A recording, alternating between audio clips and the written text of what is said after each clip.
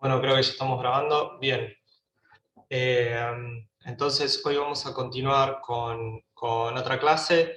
Se debería continuar de la clase de recomendaciones de nutrientes y las IDR y todo lo que refiere a ello. Y la idea ahora es continuar con otra clase en la que vamos a abordar otra versión de las recomendaciones o una tendencia que surgió a partir de otras necesidades de elaborar recomendaciones para la población referidas a la nutrición, pero más bien basadas en alimentos y no tan centradas en nutrientes, ¿no? Entonces es lo que vamos a ver ahora y cómo eso se desencadena y cómo eso se aplica en la nutrición pública.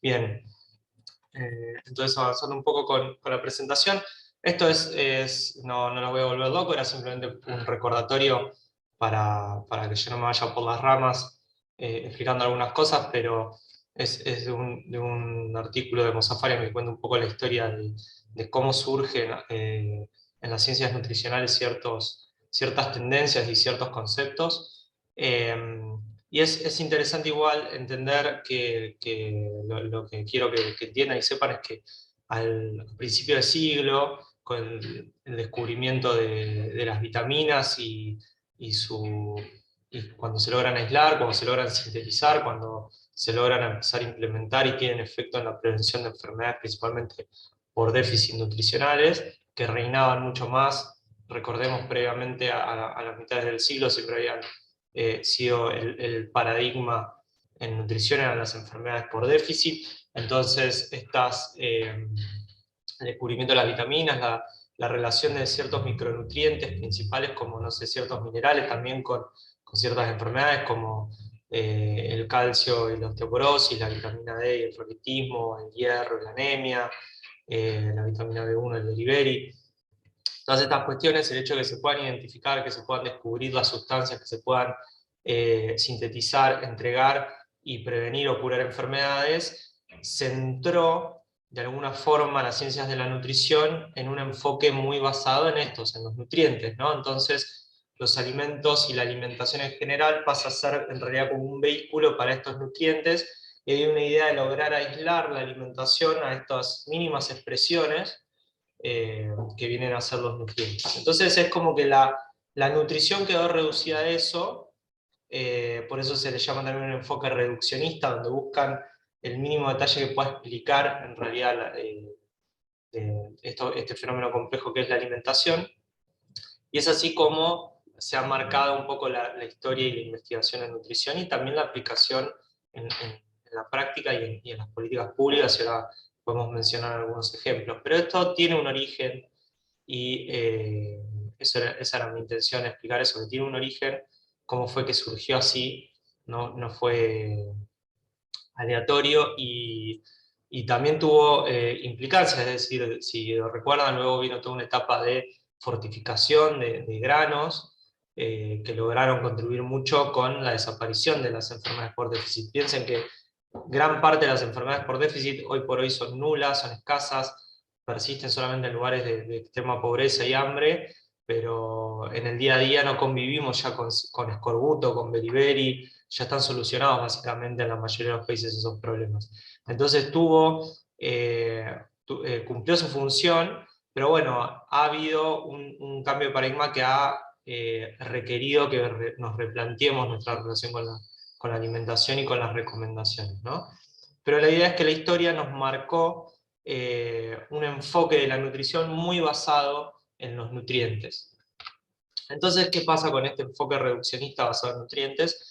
Varias cuestiones. Una es que hubo un cambio de paradigma epidemiológico, ya no nos rodean tanto las enfermedades por déficit, sino más bien, como ya sabemos y hemos estudiado, las enfermedades crónicas.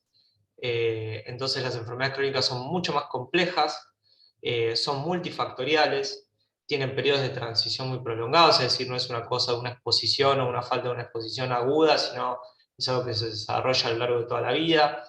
Entonces no podemos seguir pensando, no nos alcanza ya pensar en si un solo nutriente explica toda una enfermedad como la obesidad, las enfermedades cardiovasculares, el cáncer, enfermedades pulmonares o lo que sea. Tampoco considera el enfoque basado en nutrientes cuestiones complejas relacionadas con los alimentos, que son la matriz alimentaria o la sinergia alimentaria, es decir, cuando nosotros consumimos un alimento o pensamos en un alimento, ese alimento no solo tiene un nutriente X que nos interesa, tiene muchos otros nutrientes que interaccionan entre sí, tiene un montón de otras sustancias que pueden tener efectos fisiológicos en el cuerpo, se combinan con otros alimentos, eso puede aumentar o disminuir ciertos efectos que pueda llegar a tener. Entonces, cuando nosotros nos centramos en un nutriente, podemos llegar a estar olvidándonos de todos esos procesos, y entonces en los últimos años ciertos autores, Jacobs, Stabsel, Anthony Fardet en Francia, han hablado mucho de estos conceptos y han llamado en parte a repensar las ciencias de la nutrición y también las prácticas de la nutrición y a considerar estas cuestiones de que los alimentos en realidad son mucho más complejos, que están envueltos en una matriz, que interaccionan, es decir, hay una sinergia alimentaria. Y después, otra cuestión muy interesante es que no solo los alimentos están envueltos en una matriz y tienen sinergia, sino que se combinan con otros para generar dietas. Entonces uno no come nutrientes aislados, tampoco come alimentos aislados, sino que tiene una dieta habitual a la que posiblemente se expone durante mucho tiempo para terminar afectando su salud.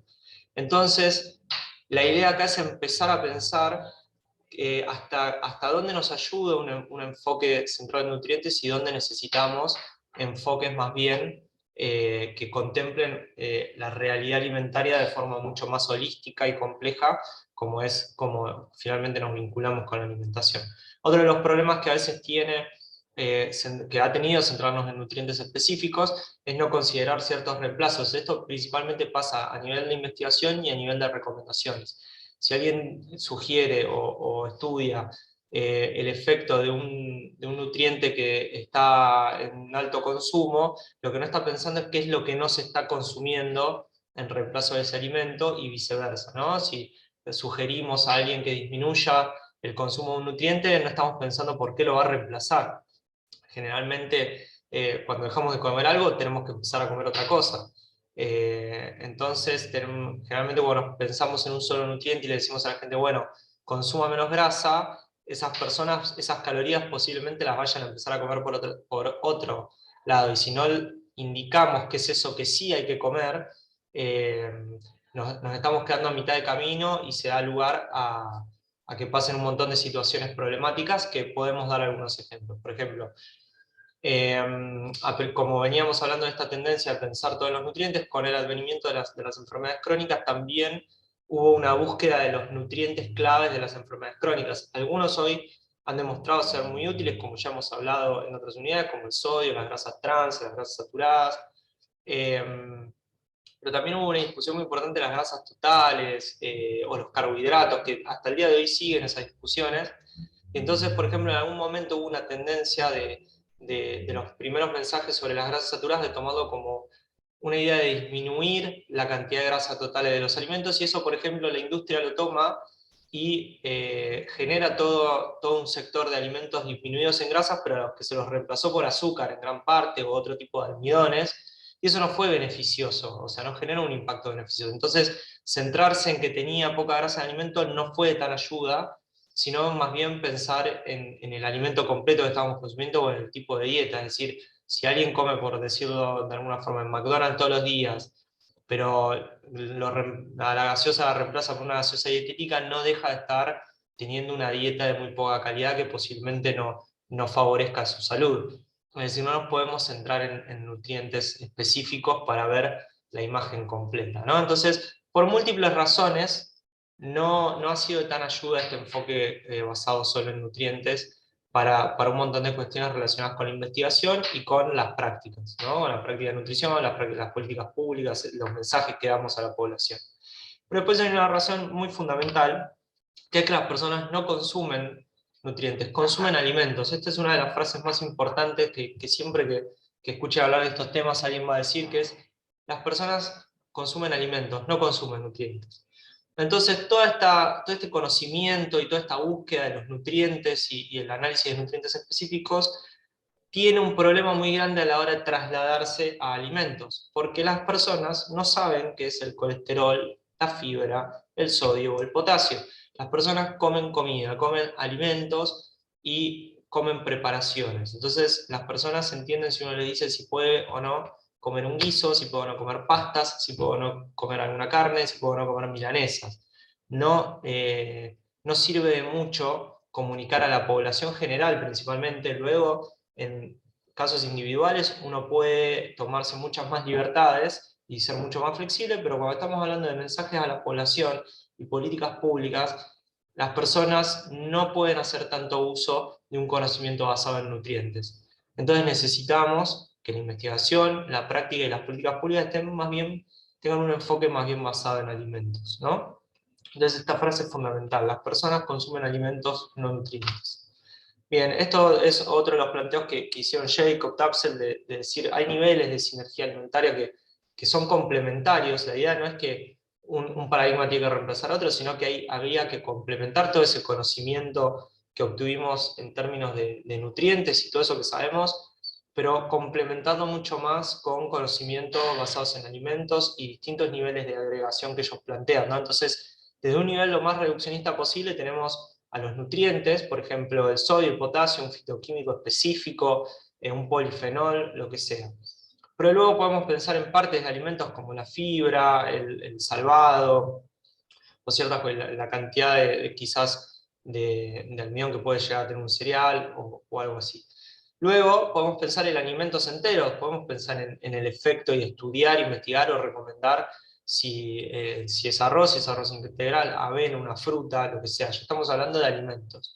Luego podemos a veces hablar de grupos de alimentos. Esto sirve tanto para investigación como para la comunicación, ¿no? Entonces acá ya hablamos de todas las frutas, de todos los cereales o cereales integrales. Eso para la gente es mucho más fácil de entender y también requiere que investiguemos a esos niveles, ¿no?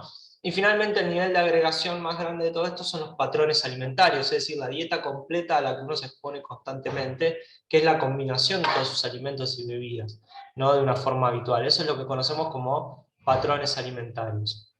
Bien, entonces esto requiere que se investiguen distintos niveles para tener evidencia consistente de cualquiera de estos niveles de sinergia, y también requiere que se comunique principalmente en estos grupos más elevados de sinergia alimentaria.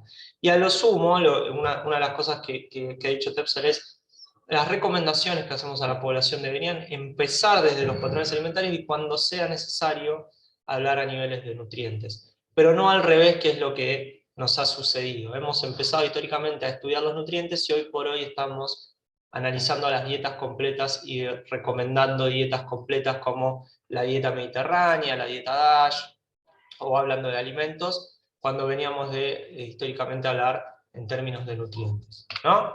Bien. Esta cuestión que estamos mencionando, esta situación medio problemática que se generó y esta necesidad de referirnos principalmente a alimentos o a dietas completas, ya había sido señalado en la primera conferencia internacional de nutrición. Si se acuerdan, volvemos a la unidad 1 en Roma en 1992, y una de las recomendaciones o cuestiones que surgió ahí fue que instar a los gobiernos a que elaboren directrices nutricionales para su población, como dentro de lo que era el área educativa o comunicacional. Una de las cosas que se sugirió es eso: elaboren guías para que sus pueblos sepan qué comer o no. Y entonces una de las cuestiones que surgió fue en 1998, el FAO y en conjunto con OMS elaboran una guía técnica para que se pueda empezar el trabajo de elaborar guías alimentarias, pero basadas en alimentos. No como las IDR basadas en nutrientes, sino recomendaciones basadas en alimentos. Entonces elaboran esta guía para que todos los países la puedan tener como referencia y saber cómo comenzar este trabajo. Entonces, lo interesante de esta guía es que da las directrices, es decir, explica qué sería una guía alimentaria y cómo lo deberían hacer, pero una de las cosas que sugiere es que tienen que ser los mensajes que le demos a la población, o estas directrices, tienen que ser integrales y tienen que estar centradas en alimentos en vez de nutrientes. por esta misma razón que le vengo mencionando constantemente, que los pueblos, las personas, las comunidades consumen alimentos y no nutrientes. Y la idea de estas guías alimentarias basadas en alimentos, que ahora le podemos decir GABAs, es traducir metas nutricionales en mensajes prácticos para la población. No puede ser muy complejo esto, si no se pierde. Tiene que partir del análisis y las problemáticas locales, es decir, si un país va a elaborar directrices y mensajes para su población sobre qué deberían comer, tiene que estar basado en problemáticas locales. Y tiene que tener toda una consideración y un enfoque local basado en las problemáticas sociales, socioeconómicas, epidemiológicas, económicas, culturales e históricas de la población. Así que bueno, todo esto lo indica FAO-EOMS en esta guía, así que esto es una de las cuestiones más importantes porque también podemos entender que a nivel evidencia, por ejemplo, hay un conocimiento generalizado sobre ciertas cuestiones, pero esto tiene que ser bajado a la población, ¿no? Se entiende a cada población. Entonces podemos encontrar que la guía alimentaria de Sri Lanka no es la misma que la de Sudáfrica, que no es la misma que la de Uruguay. ¿Por qué? Porque están adaptadas a su situación, están adaptadas a su cultura, están adaptadas a su historia, están adaptadas a su situación epidemiológica, a las enfermedades que se requieren enfocar ahí. No son las mismas las de Estados Unidos que las del Congo.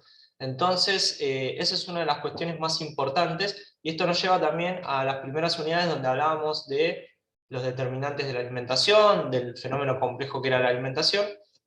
Así que bueno, espero que estemos haciendo un poco de integración también ya cerca de fin de año. ¿Cómo define también esta guía las GABAs? La expresión de principios de educación nutricional en forma de alimentos, cuyo propósito es educar a la población y guiar las políticas nacionales de alimentación y nutrición, así como a la industria de alimentos. Es decir, una vez que tengamos estas directrices y que el gobierno se ponga de acuerdo qué es lo que la gente debería comer o no comer, una vez que tengamos estas directrices podemos utilizarlas tanto para educar a la población como para guiar políticas públicas, como para guiar a la industria en qué tipo de alimentos produce, también decidir políticas de producción de alimentos, es decir, tiene un montón de funciones una vez que nos ponemos de acuerdo en qué deberíamos o no comer a nivel local. Bien, entonces, una de las cuestiones que vamos a mirar ahora, esta es la bibliografía que les va a quedar obligatoria. Esto es un informe que se realiza de cara a la segunda Conferencia Internacional de Nutrición, si recuerdan, en 2014 en Roma también, y seguimos integrando unidades y contenidos. Lo que hace FAO es elaborar un informe, dada la segunda conferencia, para ver cuánto se avanzó en ese punto, ¿no? Entonces, ¿qué logros se hicieron en Latinoamérica y el Caribe sobre guías alimentarias en el periodo? Así que como van a ver, este informe lo van a tener como bibliografía, explica un poco todo lo que ya estuvimos hablando, y además hace un relevamiento de, bueno, qué avances se lograron en la región. Hay también estudios, en 2007 ya se había hecho un estudio, un informe, está publicado, pero no se publicó así como un informe como este, tan formal, que esté publicado en FAO, sino está publicado como un artículo que se puede encontrar. Y luego en 2014 presenta este informe. Hay otras revisiones interesantes, hay una revisión publicada hace un par de años de 90 guías alimentarias a nivel mundial, donde las compara, ve qué características comunes tiene, ve qué diferencias existen, algunos detalles. Lo que les puedo adelantar en líneas generales, hay grandes comunalidades entre las guías alimentarias de la mayoría de los países, con ciertas diferencias que se pueden explicar obviamente por cuestiones regionales. Pero bueno, vamos a centrarnos un poco en este informe, qué es lo que pasó y cuál es la situación de América Latina y el Caribe. Entonces, para este estudio se escriben, o a todos los países, los autores escribieron y realizaron un relevamiento de datos de las guías alimentarias en varios países. Algunos todavía no habían elaborado sus guías para este entonces, y hubo 2 o 3 países que no respondieron. Tienen guías, se sabía que tienen guías alimentarias, pero no respondieron los cuestionarios o a la convocatoria para hacer este informe. Bien, entonces una de las cuestiones importantes es la elaboración.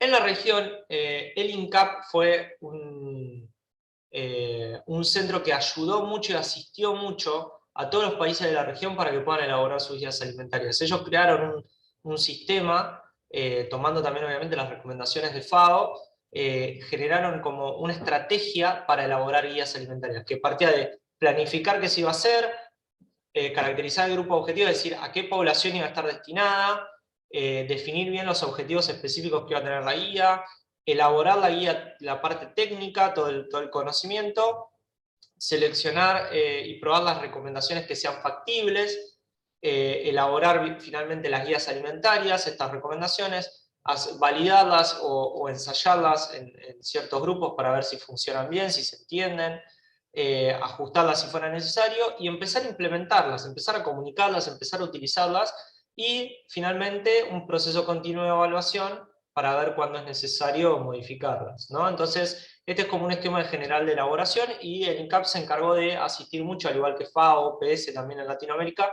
de asistir a los distintos países y grupos que se pusieran al hombro la elaboración de las guías y ayudarlas. En promedio, cada institución que realizó las guías tardaron más o menos cada país 2 años en elaborarlas, algunos tardaron inclusive hasta 4. Bien. Para que vean qué instituciones han participado en la elaboración de las guías, son muchísimas. En cada país ha sido diferente, pero hay un recuento de distintos organismos que se encargaron de la participación de las guías. Entonces vemos que hay desde ministerios de educación, institutos específicos de nutrición, a veces la industria, sectores del agro, organizaciones ONGs, distintos tipos de instituciones han participado. Por supuesto también el Ministerio de Salud ha sido uno de los focos más importantes. Entonces después vemos en esta otra tabla que tenemos, lo que explica es cuál es la institución que lideró el proceso, es decir, la que se encargó principalmente, más allá de que la consulta fue multisectorial.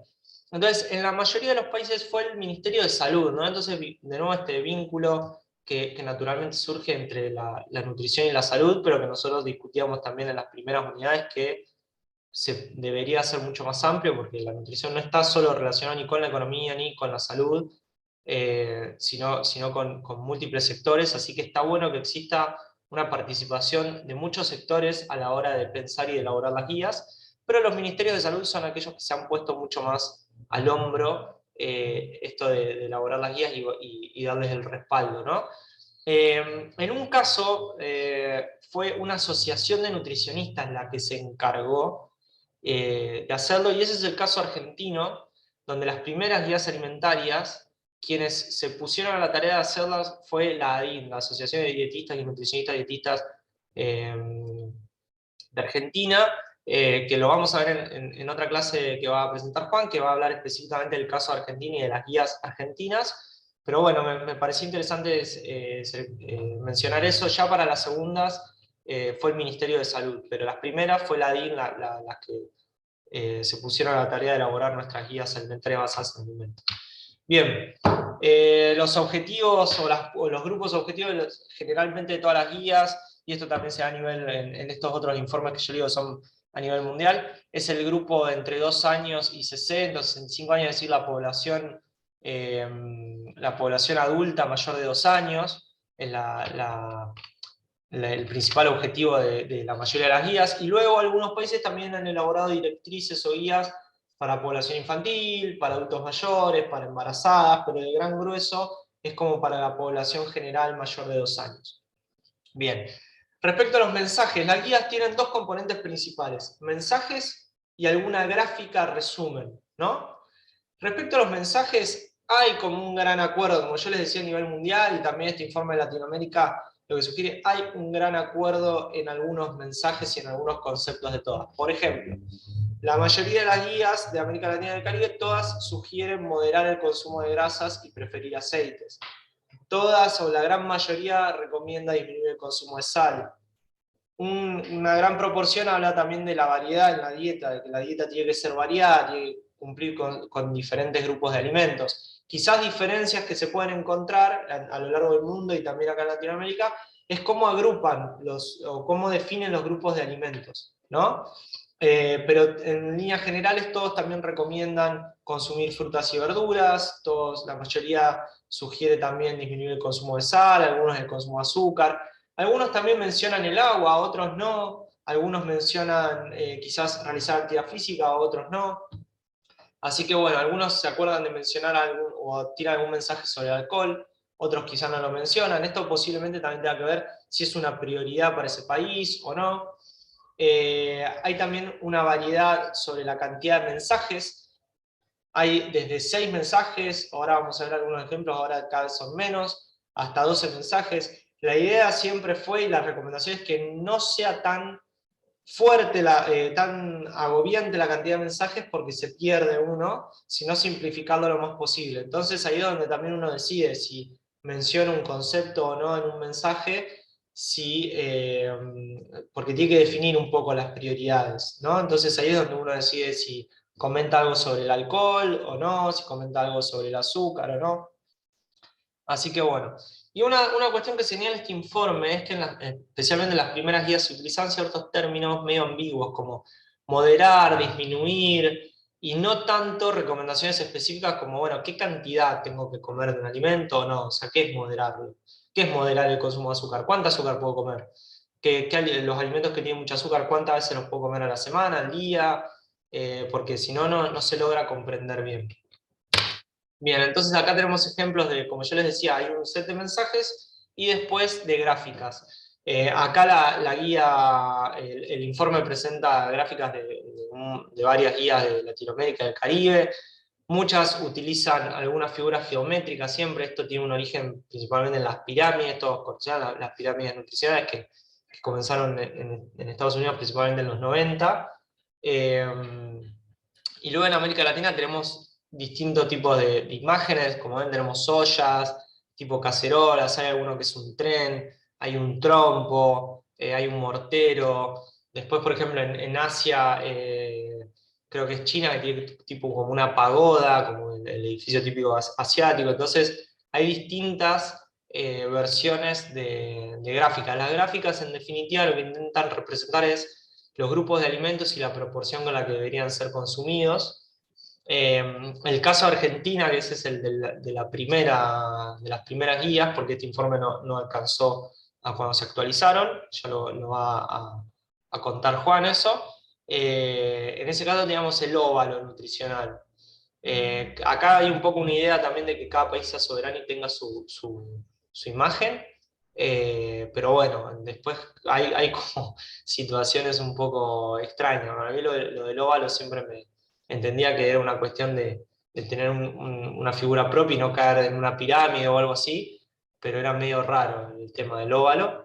Uno muy interesante es el de Uruguay, que es de hecho el que se está usando más ahora, que también me hace acordar mucho a las referencias que existían para diabéticos, para lo que era el conteo de carbohidratos, qué proporción del plato tenía que tener carbohidratos. Bueno, eso se empezó a utilizar más como en una forma de plato que funciona casi como el caso de Costa Rica también es similar, que funciona como una suerte de gráfico de torta donde muestra un poco las proporciones y es mucho más referencial porque simula ser un plato. Eso después lo utilizó, también ahora lo vamos a mencionar, Estados Unidos, hace unos pocos años, y después empezó ahora a desparramar mucho más esa idea de una imagen circular. De hecho, Argentina luego lo terminó haciendo así, y ahí vemos Granada también tenía algo parecido. Así que bueno, las guías en parte se resumen en eso, ¿no? En un set de recomendaciones y en una gráfica. No todos los países han elaborado gráficas ni utilizan gráficas. Respecto a la implementación, la gran mayoría de los países habían generado alguna suerte de documento técnico, manuales, folletos, algunos tenían páginas web, no todos, para que uno pueda también ingresar o compartirlo, ingresar y que estén ahí las recomendaciones y cualquier material que uno quiera expandir. Planes nacionales de implementación no existían en todos, pero en algunos había una idea general de cómo implementar, cómo comunicar, cómo integrar las guías a la población. En algunos casos se utilizaban medios masivos de comunicación, también programas privados, industria, donde se integran un poco las guías y se tienen en cuenta. El informe cuenta ciertos casos puntuales de ciertos programas particulares, públicos o privados o escolares, o en ciertos casos en conjunto con la industria para aplicar, promover e integrar las guías alimentarias, ¿no? Bien, entonces eso es un poco la implementación. Lo que sí hay que entender respecto a la implementación es que las guías de todas formas entran dentro de una esfera más bien desde la parte educativa como intervención, ¿no? Es decir, de comunicación o de intervención educativa. Son una suerte de lineamientos que se arrojan como mensajes. Pero también a mí me interesa mucho esta otra parte de, así como son un set de directrices, pueden servir como límites o como criterios para, por ejemplo, la industria para que reformule o no alimentos, para poder condicionar otro tipo de situaciones, por ejemplo, un programa alimentario, bueno, ¿qué entregamos, qué no entregamos, cómo lo elaboramos? Podemos mirar las guías para ver cómo deberíamos elaborarlos, entonces también tiene otros usos, pero principalmente no deja de ser una herramienta educativa. Muy pocos países, otro de los problemas que señala el informe es que muy pocos países han realizado evaluaciones del impacto que han tenido. La mayoría de las evaluaciones que se han hecho son de proceso, es decir, cómo fue el proceso de elaboración, si se hizo, si se hizo bien, y evaluaciones, sino a corto plazo, es decir, pequeñas evaluaciones de si los mensajes se entendían o no se entendían, cuestiones así. Pero lo que dice es, necesitamos, en definitiva, evaluaciones para ver si se están aplicando bien, en cuántos programas se han aplicado, en cuántos tipos de planes o de leyes se tienen en cuenta las guías alimentarias, cuántas industrias las están utilizando para algo, cuántas campañas de comunicación se han hecho, es decir, necesitamos ver mucho más cómo se está implementando. Y a largo plazo, dice, necesitamos evaluar finalmente si los cambios de alimentación en la población se están dando, si la gente está comiendo otras cosas, está comiendo diferente, está haciendo el caso a las guías o no le está haciendo caso a las guías, si ha cambiado el perfil de salud de la población, que es en definitiva también una de las cosas que nos interesan. Entonces, dice, por el hecho de elaborarlas no nos dice nada, después tenemos que ver que las estemos ejecutando, que estemos haciendo uso de las guías, y finalmente ver si la gente está o no haciéndole caso a las guías. Entonces, eso es una de las grandes fallas que señala el informe que tenemos. Yo creo que ahí no se les presta mucha atención, muchos colegas ni siquiera saben que existen, o no les prestan atención, no se acuerdan que están, y tenemos ahí un set de recomendaciones súper específicas adaptadas a nuestra población, a nuestra situación, a nuestra cultura, a nuestra producción de alimentos, y están ahí y muchas veces no se les da bolilla, y se debería recordar, ¿no? Que tenemos ahí unas directrices que son nuestras y que están adaptadas y que están avaladas por el Ministerio. Bien. Respecto a la actualización, piensen que muchos países ya las hicieron hace muchísimos años. En la región el primero fue Venezuela, creo que las hizo en el 90, es decir, antes inclusive que existan estas guías de FAO y OMS de cómo hacerlas, Venezuela ya había hecho sus guías para la población. Entonces luego muchos países empezaron un proceso de actualizarlas. ¿Y por qué las actualizan las guías? Por varias cosas. Quizás por un cambio del perfil epidemiológico de las prioridades en la población, o cambios demográficos, alimentarios, nutricionales, quizás porque se realizó algún tipo de evaluación y se dio la necesidad de modificar algo, porque hay nueva evidencia y recomendaciones dietéticas que hay que bajar a la población, quizás surgió, como les decía, nueva evidencia que necesita que modifiquemos algo. Así que todo esto puede hacer que se necesiten actualizar las guías. Entonces, como algunos ejemplos que podemos dar, al principio las guías, por ejemplo, tenían un foco un poco más puesto en los déficits nutricionales. Sin embargo, a lo largo de los años, y luego de toda la década del 90, principio de 2000, se vio mucho más en la región la necesidad también de empezar a hablar de un enfoque de prevención de enfermedades crónicas. Así que si uno las observa ahora, la mayoría tienen ese enfoque. La mayoría del mundo ahora tiene ese enfoque, pero en Latinoamérica también se ve ese cambio, ¿no? Entonces, quizás antes se hablaba también de variedad, de esto, del otro, para pensar, o inocuidad alimentaria, cosas así como mensajes principales, y ahora hay un mensaje mucho más importante de reducir la sal, de controlar la cantidad de grasas saturadas o ese tipo, cierto tipo de alimentos. Y por supuesto lo que vamos a ver ahora, que vamos a enseñar algunos ejemplos, es el foco que empezó a haber en los alimentos ultraprocesados, en los alimentos con alto contenido de grasa, azúcar y sal. Entonces vamos a ver que han mirado también para eso y se han actualizado en esa dirección.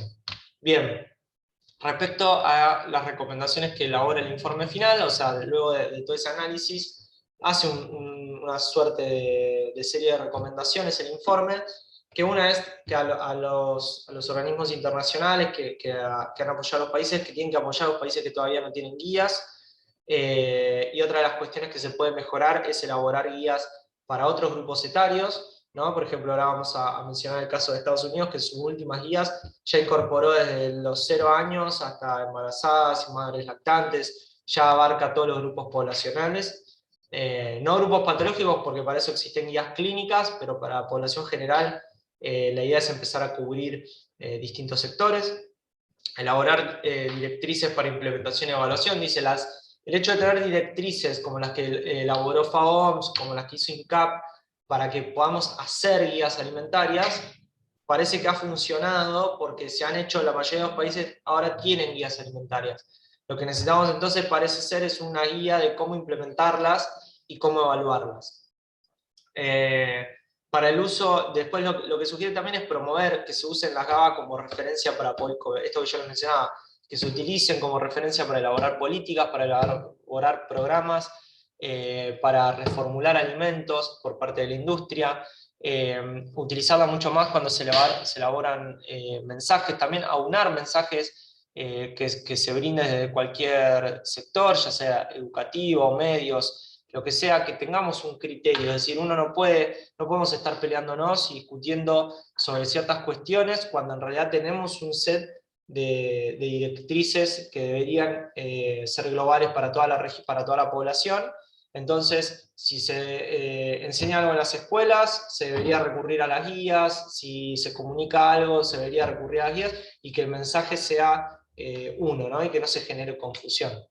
Otra cuestión es que esto fomente la promoción de intervenciones, pero como yo dije, terminan siendo educativas. Entonces tiene que haber, por parte de los estados, otro tipo de intervenciones que contribuyan con que la gente pueda aplicar a las guías o sea, y contribuir a que la gente pueda cumplir, ¿no?, con lo que las guías piden.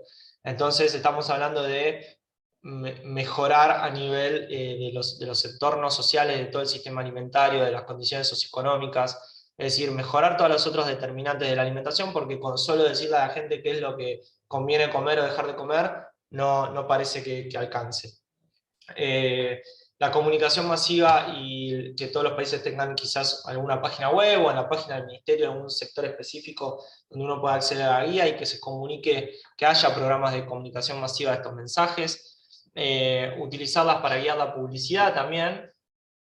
Por ejemplo, ahora tenemos con la ley de promoción de alimentación saludable, hay todos ciertos requisitos, pero no están tan basados en las guías, sino en otro tipo de conceptos. Pero bueno, decían, con las guías también podríamos haber pensado en regulaciones para la publicidad, para orientación a la producción, reformulación de alimentos, porque las guías ya tienen recomendaciones sobre un montón de cuestiones.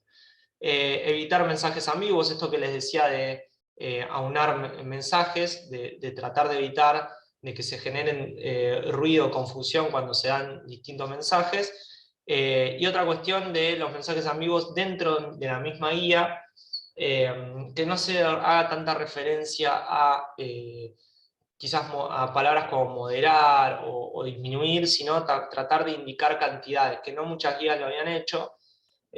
Tratar de ser un poco más específico con qué cantidades se debería consumir de alimentos o la frecuencia, por ejemplo, para ser un poco más precisos y que no haya tanta confusión.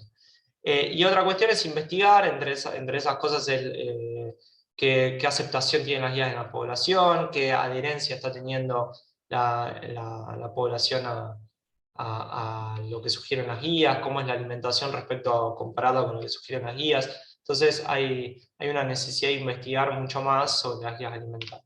Bien, entonces acá les muestro algunos ejemplos. Estas son las primeras guías norteamericanas, las recomendaciones de 2001, ¿se acuerdan cuando vimos el informe de enfermedades crónicas y alimentación, actividad física y enfermedades crónicas de OMS, el informe 916? como ven, si se fijan, vamos a ver primero el caso de OMS, fíjense las recomendaciones, ¿no? Esto estamos hablando de nutrición y recomendaciones nutricionales. Grasas totales, grasas saturadas, poli, omega 3, omega 6, grasas trans, carbohidratos, azúcares, colesterol, sodio, fibra, polisacáridos. El único alimento, quizás o grupo de alimentos que se hace referencia ahí es frutas y verduras. Fuera de eso, una persona que no tiene un conocimiento específico de nutrición y que no puede elaborar quizás un plan de alimentación a partir de estos datos, no puede hacer casi nada con estas recomendaciones, ¿se entiende? Fuera de lo de frutas y verduras, que además está en gramos, o sea, no está en porciones, o no está en otro tipo de explicación un poco más, a menos que tengas una balanza o más o menos tengas una noción, ya es más difícil de entender también. Entonces, este es un ejemplo de recomendaciones basadas en nutrientes específicamente. Fíjense en las guías acá para la población de Estados Unidos, tenemos comer una variedad de alimentos, mantener un peso ideal,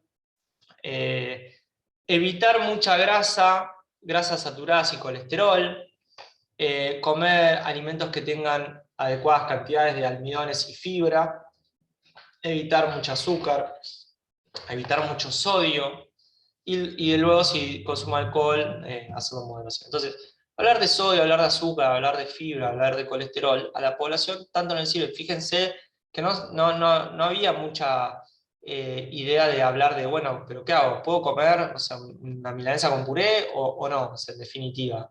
No me hago esa idea de ver esas guías. Quizá alguien que sabe sobre luego el contenido nutricional de todos los alimentos, es decir, un nutricionista quizás sí, pero tenemos que pensar que esto está destinado a la población general. Entonces no parecía tener mucho uso.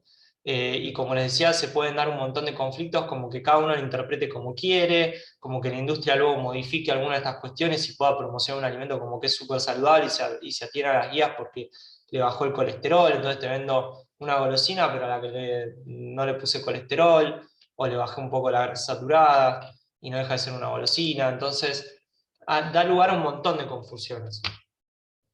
Entonces, bueno, acá tenemos cómo esto fue evolucionando. Fíjense, en los 90 ya tenemos la primera pirámide nutricional, que fue bastante, tuvo un impacto, y por ahí la gente sigue hablando de la pirámide nutricional.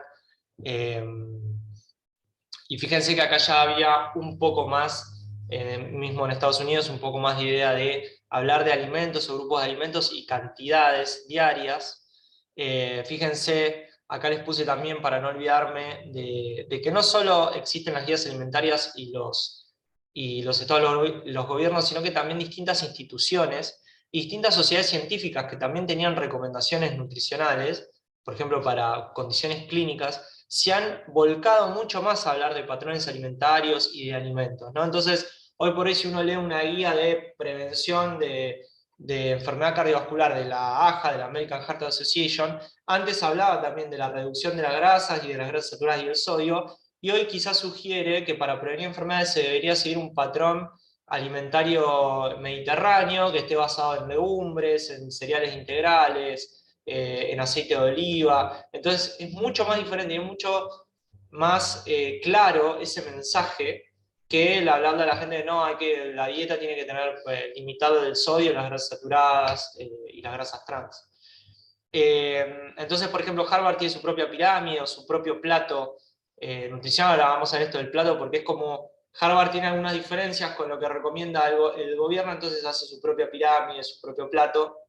El plato es en respuesta a las guías más actuales de Estados Unidos. Entonces, fíjense cómo otras sociedades también han volcado sus recomendaciones a alimentos. Esta es la pirámide de la dieta mediterránea, por ejemplo. Como ven, esto tiene el concepto de proporción, se entiende bastante fácil. Fíjense que en la dieta mediterránea hay un componente de moderación, pero que tiene que estar, que es el vino. Hay mucho más fuerza de los pescados y los mariscos. Va a aparecer siempre el aceite de oliva. Los frutos secos también van a estar ahí bastante abajo, como decir, como una proporción grande. Así que bueno, inclusive fuera de los gobiernos, distintas sociedades científicas o organismos también pasaron a hacer sus recomendaciones más bien basadas en alimentos. Este es el ejemplo de Norteamérica, los más actuales. Esta es de la guía anterior, por ejemplo, de la de 2015-2020. Estados Unidos tiene uno de los sistemas más organizados de guías alimentarias. Ellos actualizan sus guías alimentarias cada 5 años. Cada 5 años hay un comité que elabora una nueva revisión sobre la alimentación y luego el gobierno, a partir de ese informe, elabora las guías alimentarias. Pero cada 5 años continuamente han renovado las guías. Entonces, en las guías anteriores habían utilizado esta imagen que era muy interesante, que era el plato, y que luego todos, o sea, ya había otros, como vimos, que lo estaban utilizando, pero se empezó a utilizar muchísimo más.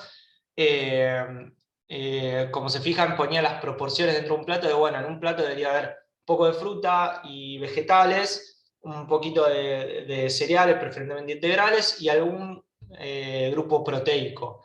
Y algunos acá hablan de proteínas y no de carnes o huevos, cosas así, porque tratan también de empujar mucho más las proteínas vegetales, ¿no? De tratar de aumentar mucho más el consumo de legumbres, frutos secos, productos a base de soja, lo que sea.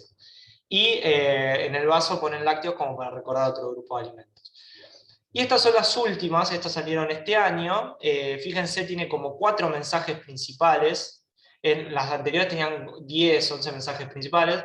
Y esta gráfica, esta tiene 4 y tiene esta suerte de gráfico. Yo la verdad, o no tiene, o es esto el gráfico, la realidad es esa, que no me dice nada. Pero bueno, tiene 4 mensajes principales que siempre después se desglosan en mensajes secundarios, ¿no?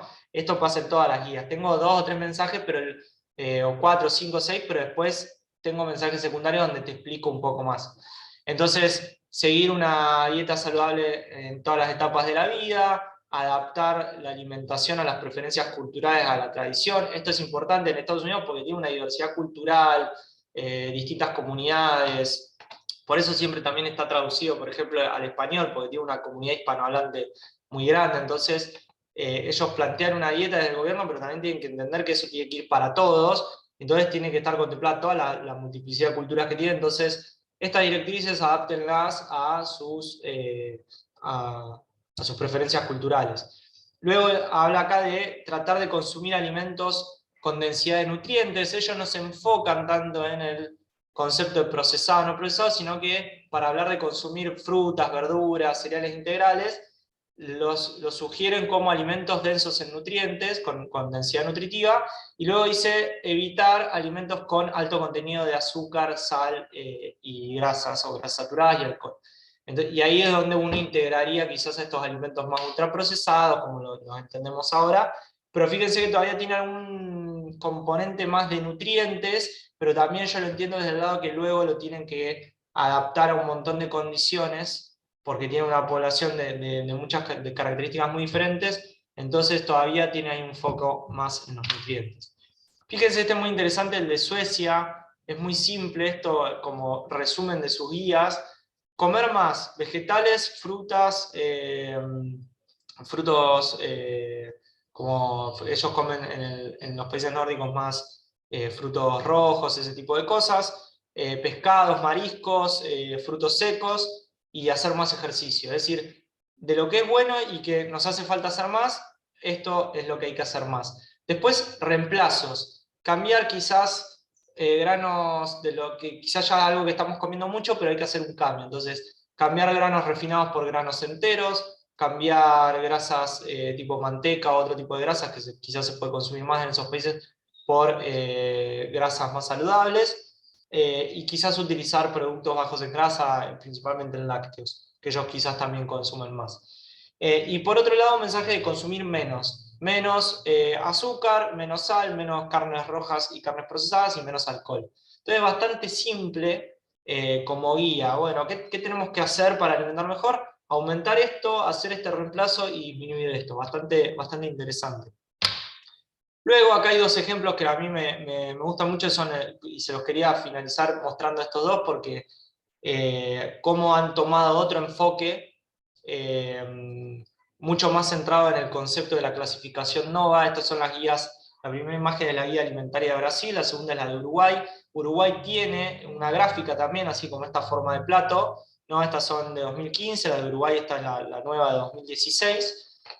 Como ven tiene sus proporciones, también como indica en el círculo, hace referencia de ejercicio, bueno. Pero les quería mostrar estas guías porque se han volcado muchísimo más y se han centrado muchísimo más en el concepto de ultraprocesados. Uruguay igual conserva una imagen y conserva como 10, 11 mensajes que con luego sus particularidades, pero en el caso de Brasil lo resumió todo en 4 mensajes, donde vamos a ver poco concepto basado en nutrientes o como veníamos hablando, y tampoco vamos a hablar tanto de mucho de alimentos, sino fíjense cómo se enfoca en la clasificación NOVA. Entonces tiene 4 recomendaciones y una regla de oro. Haga de los alimentos naturales o mínimamente procesados la base de su alimentación. Utilice aceites, grasa y sal, azúcar en pequeñas cantidades, principalmente para cocinar. Limite el uso de alimentos procesados, consumiéndolos en pequeñas cantidades. Y evite los productos ultraprocesados. Es decir, si ustedes ven, esos mensajes recorren los 4 grupos de la clasificación NOVA. Los alimentos mínimamente procesados, que deberían ser la base de la alimentación. Los ingredientes culinarios, que deberían utilizarse en pequeñas cantidades para hacer preparaciones culinarias. Los alimentos procesados, que hay que utilizarlos con bastante moderación. Y tratar de evitar lo más posible los alimentos ultraprocesados. Y la regla de oro es: prefiera siempre alimentos naturales o mínimamente procesados y preparaciones culinarias a alimentos ultraprocesados. Como si uno tuviera que dar una sola recomendación a su población, es esa, ¿no? Entonces vemos que un gráfico muy conocido de esa guía es esta suerte de dibujo donde uno hace la idea de qué es un alimento, ¿no? Como maíz, una ananá, un pescado, qué sería un alimento procesado, ¿no? Como una fruta enlatada o un vegetal enlatado o un pescado enlatado, y luego un producto ultraprocesado, ¿no? Un jugo de ananá que ya nada tiene que ver con el ananá, un snack de maíz o un snack o pescado frito o algo así. En el caso de las guías uruguayas también retoman mucho, bastante fuerte el concepto de la clasificación NOVA y el procesamiento de los alimentos, pero lo que tiene, si la quieren chusmear, las guías uruguayas para mí son un poco demasiado abrumadoras en términos de la información, cómo está repartida, pero tiene una calidad, se han tomado un trabajo con las imágenes, las infografías que tiene, son impresionantes. Es relativamente corta la guía y hay muchas imágenes, muchos dibujos, muchos gráficos que me parecen súper interesantes. Entonces fíjense cómo explica también, con el caso de la carne, qué sería un alimento menos procesado, qué sería un ejemplo de procesado y luego ejemplos de ultraprocesados con la carne. Lo mismo con el tomate, ¿no? Entonces tenemos un tomate, luego un tomate envasado, quizás una salsa con mínimos ingredientes y luego un ketchup, ¿no? Donde tenemos muy poco tomate y un montón de otros ingredientes. Entonces nos da una imagen súper clara. Lo mismo, bueno, hace acá con una fruta, hasta un jugo de fruta. Yo les recomiendo la Chumen porque tiene infografías muy buenas. Y luego, esto es lo más interesante para mí, creo que acá ya terminamos, es que, como ya se mencionó en alguna clase, o sea, las guías, también tanto brasileras como las uruguayas, dan ese paso más, inclusive, de pasar de hablar de nutrición a directamente darte ejemplos de recetas, darte ejemplos de qué podés comer. O sea, es mucho más claro, es mucho más indicativo para la población. Esto lo puede entender cualquiera, es decir, ¿qué puedo comer? ¿Es recomendable hacer esto? No, mirá, vos podés hacer estos ejemplos de desayuno. Podés tomarte un café con leche, con unos bizcochos ahí de maíz, que quizás son comunes en Brasil, con un pedazo de fruta. Te puedes tomar un café con una tostada con queso y alguna fruta, ¿no? Entonces te da ejemplos concretos. Si se fija en el caso de Uruguay, te puedes tomar un mate con unas tostadas con queso y algún tipo de fruta, un yogur con frutas y avena. Te puedes también tomar un café con leche, unas tostadas con mermelada y alguna fruta. Es súper concreto, o sea, deja mucho menos a la especulación, a que se generen mensajes confusos, a que la industria pueda manipular alguna cuestión. ¿Qué podemos comer? Mirá, acá te doy recetas, te doy ejemplos concretos. Fíjense después, acá hay ejemplos de cenas, ejemplos de almuerzos, este es el caso de Uruguay, este es a la izquierda el caso de Brasil. Fíjense que en Brasil siempre está el arroz con los frijoles, la feijoada que ellos suelen hacer, que es muy propio de ellos. Pero fíjense, pastas con pollo, con un poco de ensalada, alguna sopa, con postre con ayaí, con un poco de yuca. Acá hay un ejemplo, por ejemplo, de hígado, con frijoles, arroz y un poquito de vegetales. Pero como ven acá el caso de Uruguay también, un pollo con ensalada y puré, un salpicón creo que es de ave y arroz, unas milanesas de berenjena. Bueno, ya te da hasta ideas de comidas concretas que vos podés hacer.